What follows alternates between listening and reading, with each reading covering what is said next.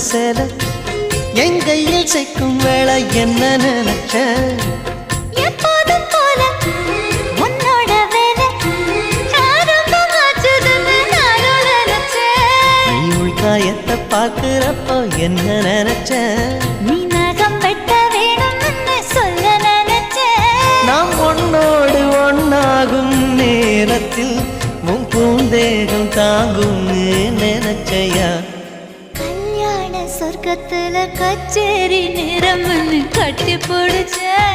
நான் கட்டி பிடிச்சேன். வெட்காட்டு மூச்சு முட்டை கட்டி பிடிச்சேன். சொக்கி தவிச்சேன் நான் சொர்க்கத்தையே எட்டியதா துள்ளி குதிச்சேன் சொக்கி தவிச்சேன் நான் சொர்க்கத்தையே